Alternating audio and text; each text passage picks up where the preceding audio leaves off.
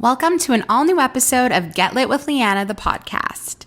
Join me as I sit down with a new guest author in each episode to discuss their books, careers, and everything in between.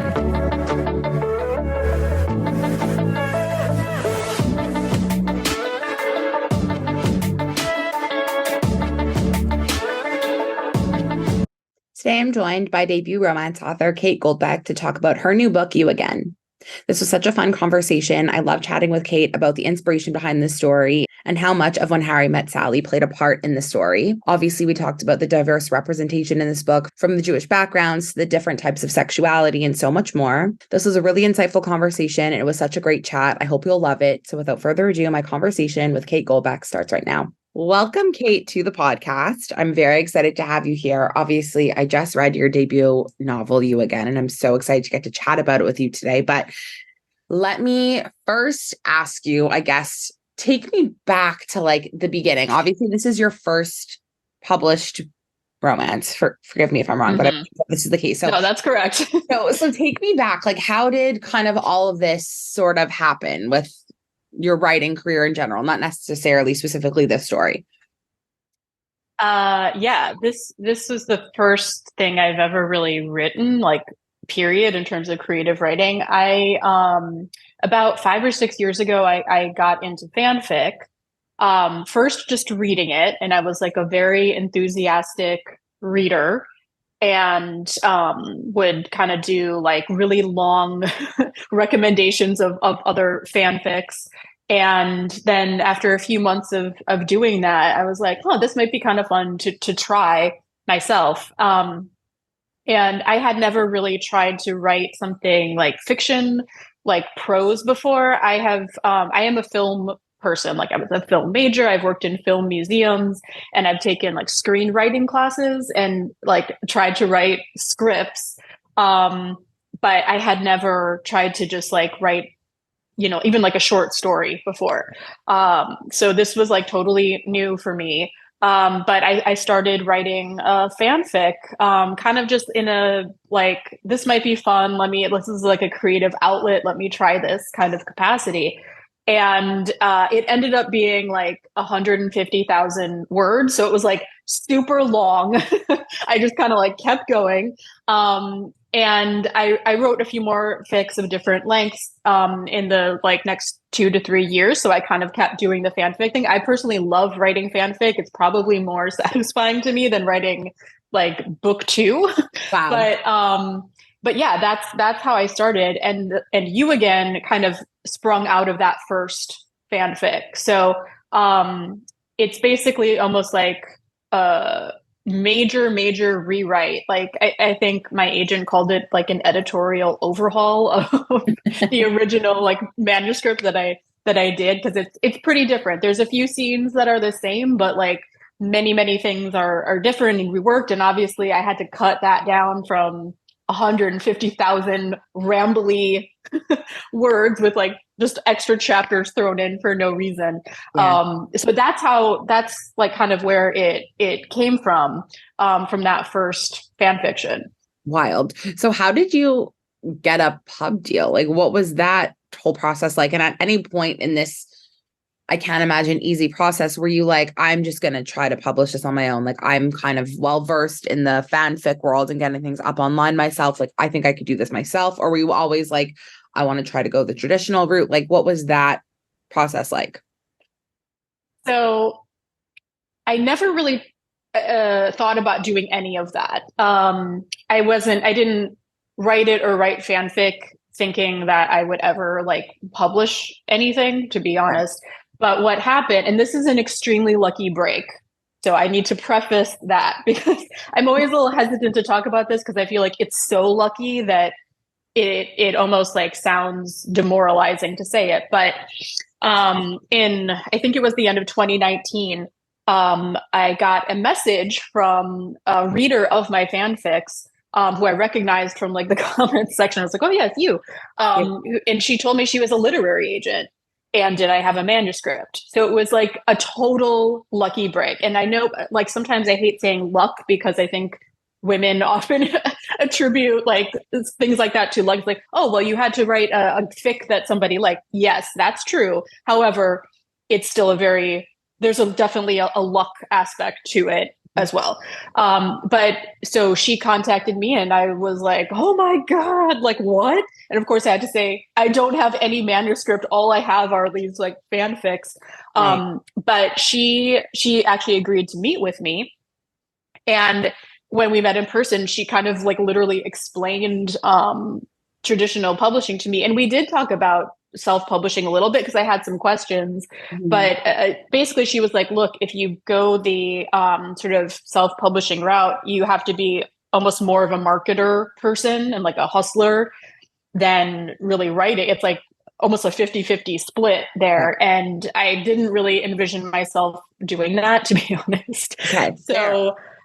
So she said, work on making a manuscript and then I'll read it. And that's right when COVID hit. So suddenly I had all this time Right. at home. So I worked on the manuscript and I sent it to her and she said, okay, I'll represent you. And around this time, so this was like years ago. Yeah. And the one person I sort of talked to about this was Allie Hazelwood because Okay. she was the only person I knew she had already gotten an agent. She did not have her book deal yet. Okay. So it took her a while, to do that. So she was, I think, on sub, and I said, what is a literary agent? What is all this stuff? And we knew each other like a little bit from writing for the same fandom. And she very kindly, talked me sort of like through what was going on with her. And, she's been just a huge help because I was kind of, not that she's a typical publishing story, obviously she's Allie, but she was sort of the first person to talk me through that process. So she's kind of been like my kind of like figure who I can just Yeah. get help and advice from for years now. So that was great. But when I went on submission, we did not say this used to be a fanfic. I was in the same fandom as Allie Hughes. Because honestly, I sold the book almost right after she sold her book. Okay. Of course, she's published like a dozen books in the time it's taken me to do one. So that's kind of like a funny, like publishing works at different speeds kind of story. Right. And so at that time it was not like, because like there's been a lot of sort of like, oh, there's so many Raylo books out now, and I know I'm coming in at basically the tail end of it, but I was there before anyone was talking about that. It was still like, kind of like fanfic, and like now it's like, oh, like look at all these fanfics. So it's on Yeah. kind of a funny turnaround because yeah, we went on sub with just no mention of that. My editor, I don't think knew what Raylo was. I don't think she had really ever read fan fiction. It was like they were sort of curious about it, but yeah, Right. it felt like a risky thing for sure because a lot of people have a very limited view of what fanfic is until the Love Hypothesis came out. And then 100%. suddenly people were like, oh, like this is, like, what is this? Like, Yeah. and since then there have a lot of my friends have, been able to publish their books in a variety of different ways. And so, yeah, it's like the landscape of that is so different now. For sure. For sure. So what was the experience like when you got that call? Like, okay, yep, you've got a publishing deal. We're doing this. Were you freaking out? Were you expecting it? Like, what was that kind of relief maybe feeling like? I know that this was kind of, I guess, since that's happened, it's been a slower process, but I feel like the whole build up was kind of relatively quick compared to like other people's experiences. So what was that reaction when you first got that call? Like, okay, yep, we're going to publish this. So I remember getting an email from my agent saying that the person who's Emma, who's my editor, wanted to have a call with me. And I felt nervous, like, oh, this kind of a job interview situation. Right. And so I ended up getting on the Zoom call and my agent was there and the editorial director of my imprint was there and Emma. And I remember after the call, my agent sent me a text or something and she was like, that was like a really great first date. And honestly, it kind of was. It was like, I feel like you have to, it's such an interesting relationship with an editor that it's not just is there a deal or not, but that's someone you're going to have a working relationship with. That's someone you're going to have to take like criticism, not constructive, but you know what I mean? That's a person who's going to tell you to kill your darling. So that has to be like a person you feel really comfortable with, and you don't want to feel like, you know, you're just sort of like going with whatever the offer is just because there's something on the table. Um, so I, you know, luckily she's like a wonderful person and like has really great insights about stuff. And she had edited a book that I had read, One to Watch, was like her Love that book. first, maybe like sort of like she was the editor of this book. And so I was like, oh, okay, like this is a person I can talk about The Bachelor with, Yeah, you yeah, know, yeah. like we can, you know, and so yeah, I was really excited to get to work with her. I think anytime in publishing, like you get good news, it's always like you have to have a combination of like ridiculous hope but also cynical. Like the Yeah. reality is like there's so many ups and downs. You're always waiting for something every step of the way, even after you make the deal. Like I didn't realize this at the time, but like there's so many other things that you have to sort of like cross your fingers and, you know, like will I get, you know, marketing pushes? Like does the sales team like my book? Are they going to get me into like am I going to be in Barnes and Noble? Because like Right. sometimes that doesn't happen. And so every step of the way, you're just like, oh, please, like, let me get that call again. So it's like waiting for those. And even now, I'm waiting. I'm not going to say for what, but like, I'm literally feeling like I'm on sub again because I'm like waiting in my inbox for like news of something. Yeah. And I'm just like having that sort of like refresh Yeah. urge. Yeah. It For just sure. never ends. So yeah, it's like just the roller coaster of publishing. Crazy. But obviously now this book is out. People can read it. I've seen so much positivity about this book, even before starting it. Like people who had ARC copies were loving it. And early people were like comparing it to When Harry Met Sally, which is like literally one of my favorite movies ever. And like I was just such an eager beaver to get my hands on this story and to get to read it. But I would love to know before we talk about the book itself, like the inspiration behind the story. Obviously, you pulled it from a fanfic you had previously written, but like where did the actual like meat, story, plot, characters come from? So I don't know. I don't think I've actually said this yet, like except to my editor. Okay. But so I'm taking a little risk here because this I know this will turn some people off. That's the double-edged sword of fanfic. But Hmm. so it was an AU, which if you don't read fanfic, that means alternative universe. So it's like a takes place in the contemporary world. Obviously, I wrote for a Star Wars ship. So that's why sometimes it's very confusing to people because they're like, what does this have to do with Star Wars? The answer is really nothing at this point. But in the fanfic world, you'll like take those characters and kind of the archetypes of the characters and then like put them into a different, you know, Setting. like Yeah. setting. And a lot of people were doing sort of like, oh, like I am doing like a cutting edge one of my favorite movies, AU or what, you know, like you'll pick a different movie or an inspiration and be like, what if it was like these two characters but in this world? And my best Raylo writing friend, Kat, had written a fic where she made a reference to a When Harry Met Sally line, which was like, I knew the way you know about a good melon. Like she just had that in her fic, and that's how we became friends because I was like, a good melon, like I know where you got that from. And that got me thinking that I was like, I see the Ben Solo character as like a very like high maintenance person because he would be like that. And I was kind of thinking of the parts where like, you know, Meg Ryan is like, you know, with hair doing a lot of hairspray and you know, picking the tomato. And I was like, you know, if I were going to do a When Harry Met Sally AU, I would have to be gender swapped because he would be the super high maintenance woman, you know, and anytime I think about that character dynamic and what it would be in an AU, I always need to gender flip it because for whatever reason that just like that archetype just it makes more sense to me flipped. Yeah. So that's why I started writing. It was kind of like almost like for my friend as kind of not a joke, but I was like, I'm just gonna like try this because we both love this movie. And that's actually how it started. I was just like, if he were doing his hair, he would definitely be like, Yeah. going all the way with the grooming. And that's where the inspiration kind of sprung from initially. And then obviously, like as time went on, and especially when I started writing the manuscript, the characters changed and kind of became, I think, their own people a lot more. And it was less about me trying to figure out how those characters would be, and more about like, well, who are these new characters that obviously have a lot in common with the original fic, but different.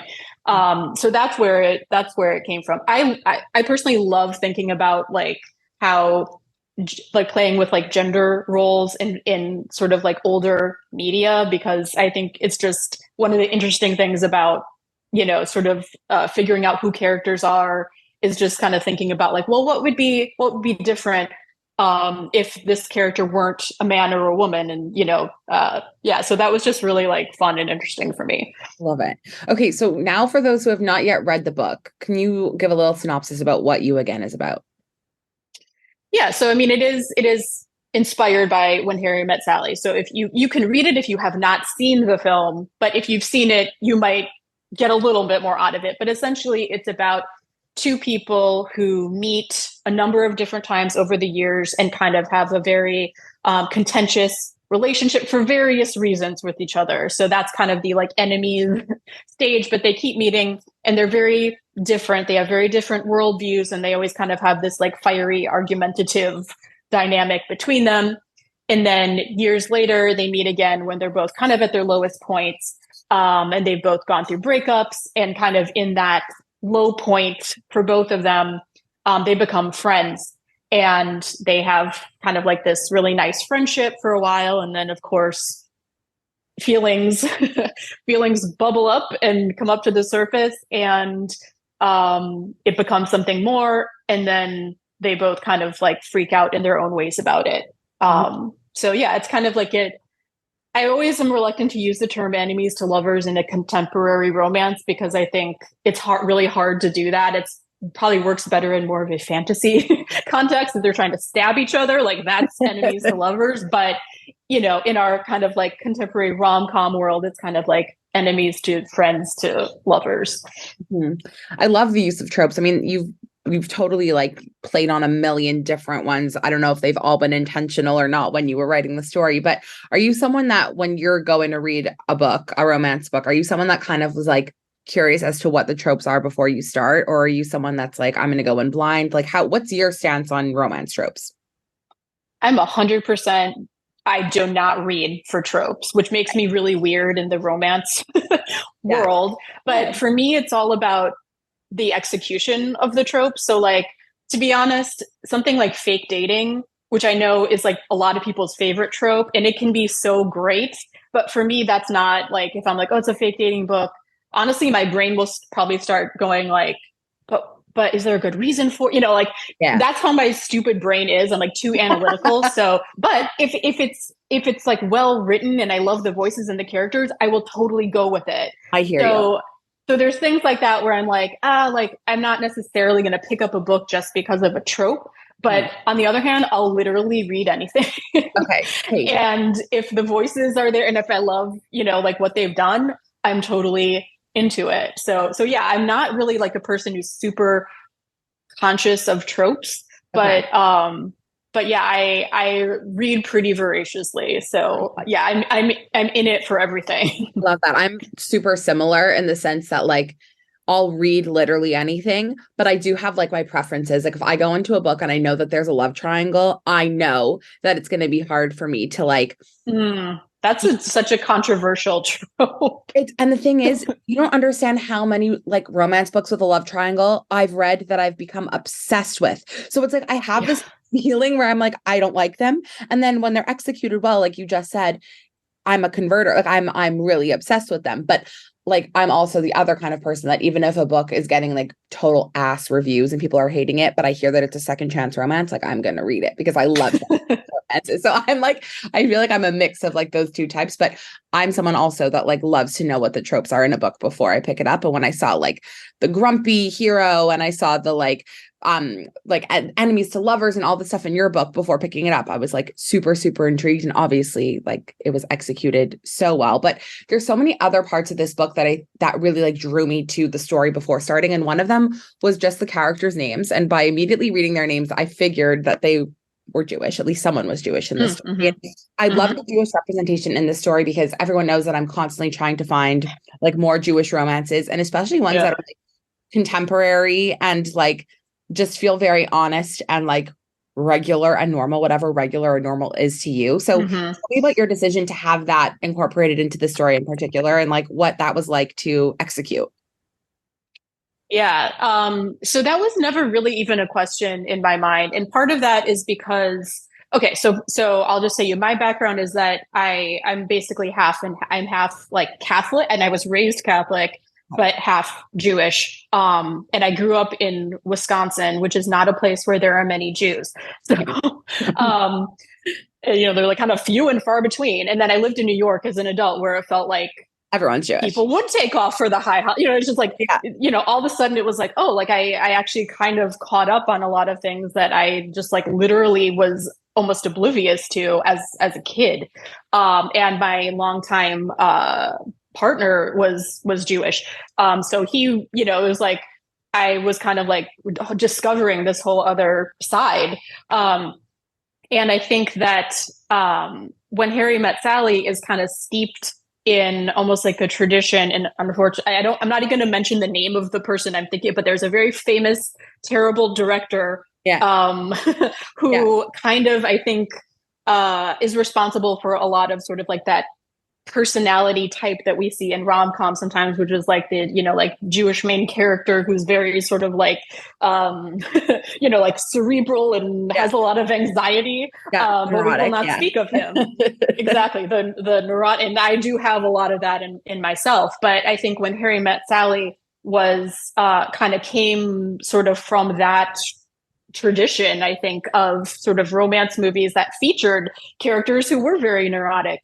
And somebody actually at some point when I was writing the fic sent me an article about sort of like, and I'm probably going to get this wrong, but it was about how oftentimes love stories that are rooted in Jewish storytelling traditions have a lot more sort of like internal, the characters feel like internal blocks to falling in love. And it's a lot more about like getting over those neuroses, whereas sort of more like, I don't know how they described it, as not necessarily Christian, but, sort of like Western storytelling stuff is often more about like external, like Romeo and Juliet coming from two different families. But, in more of a Jewish tradition, it's about the internal conflict. And to me, that made complete sense because I don't think I even do too many external conflict things too well. Like I don't think in those terms. For me, it's all internal. It's all just like getting over your own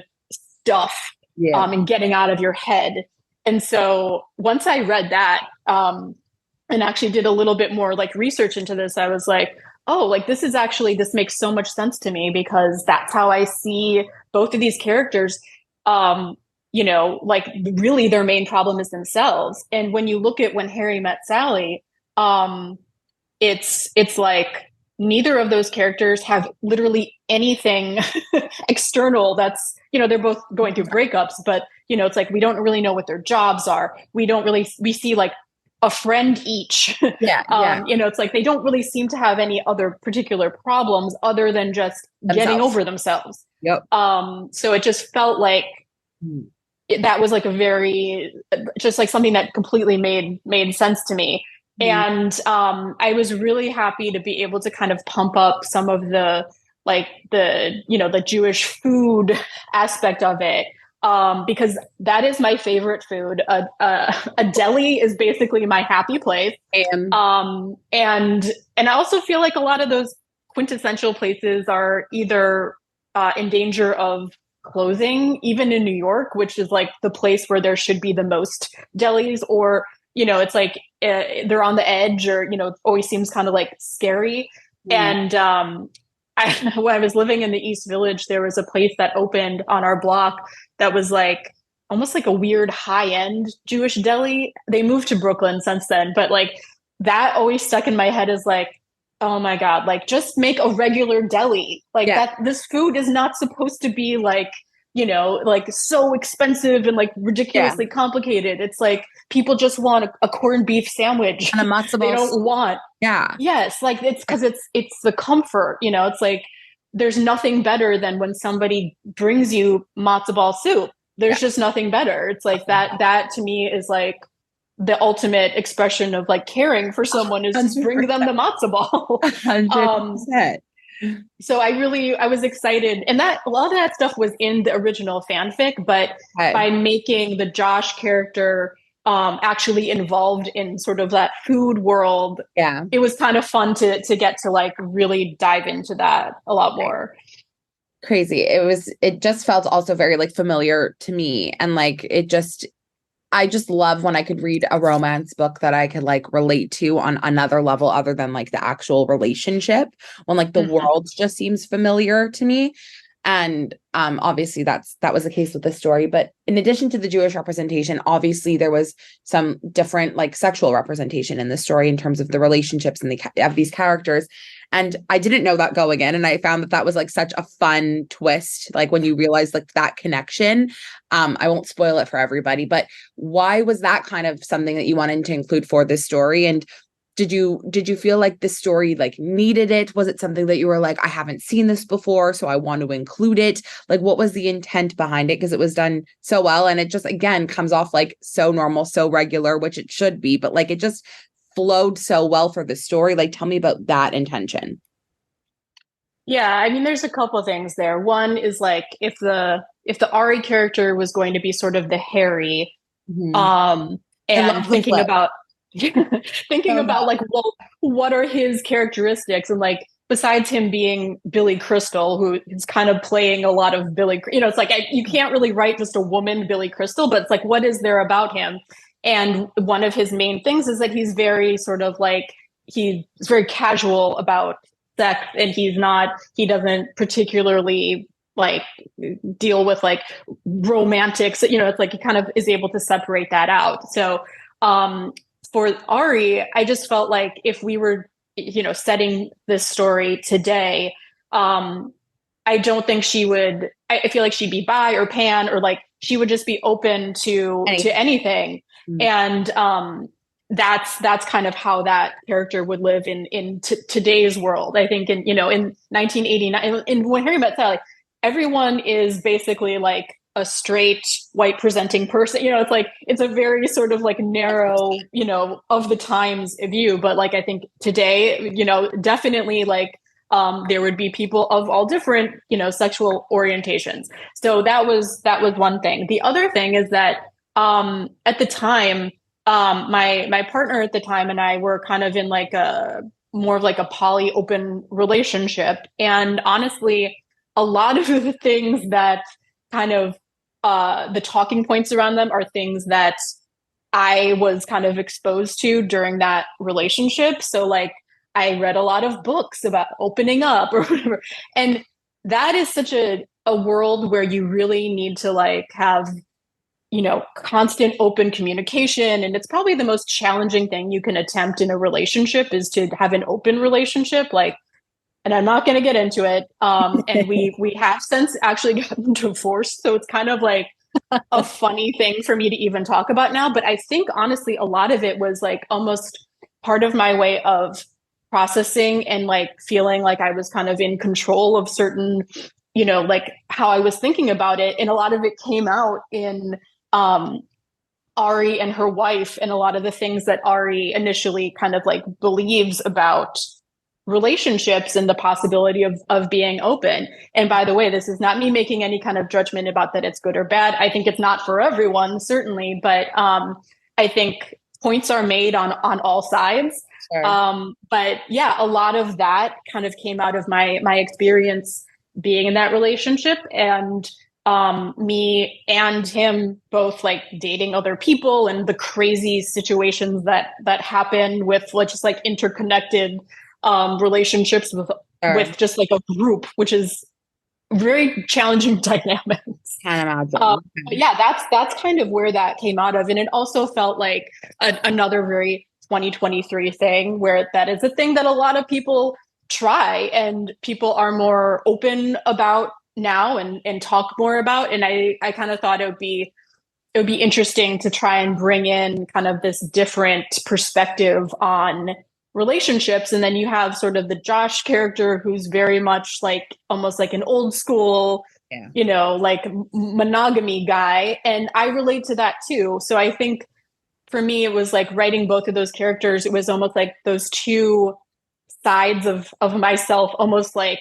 debating each other over Right. like what's the right way to do this. And there's no one right way, but I kind of relate to both of like his anxieties and her open-mindedness are both sort of like part of my thought process Wow. around And I relationships. and I think that that like really lent to like the dual POV of it all also. Like what was that like to write also? Because obviously it's two very different like characters, but also like ways of viewing relationship and like and love in general and yeah, commitment.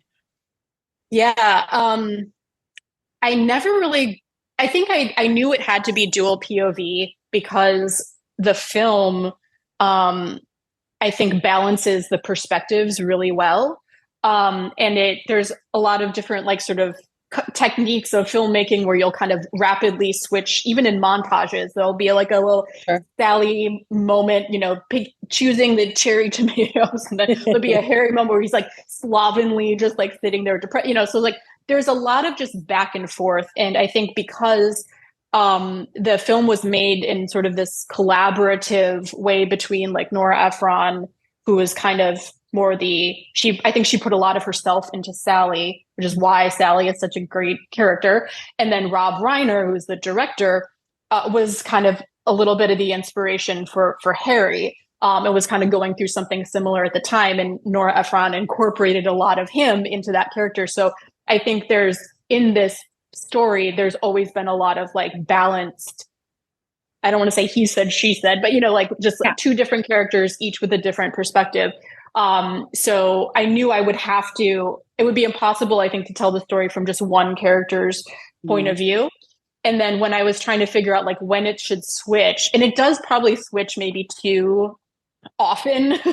And like I can acknowledge that, but I think like I would always try to think about like, well, if I'm in like the Josh POV, that's a good time for like him to be observing something about Ari. It's like there's a lot of interesting things you can do with getting in a character's head when they're observing the other person. And there's, it's like I think there's something to be said for some single POV romances because there's some of the mystery about how the other person is feeling, which is kind of great.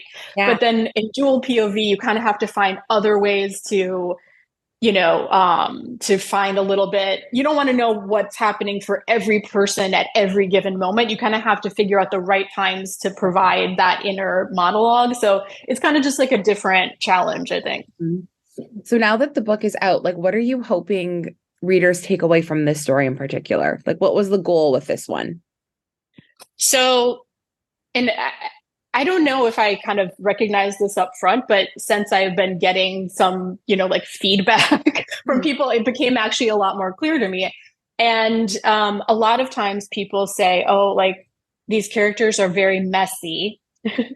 And I get a lot of they're unlikable, which I'm not going to lie, sometimes that stings a little bit because obviously this came from my head. So it's like, well, what Yeah. does this say about me?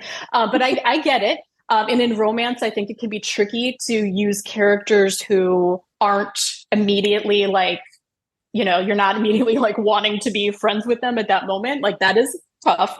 Yeah. But just when people are like, it feels real and it feels messy, and sometimes I'm frustrated by the characters. To me, I think what I'm hoping that people take away is just that you do not have to be in the perfect place in your life to fall in love with somebody. And oftentimes it does happen when it's kind of inconvenient and when we feel like we're at that low point.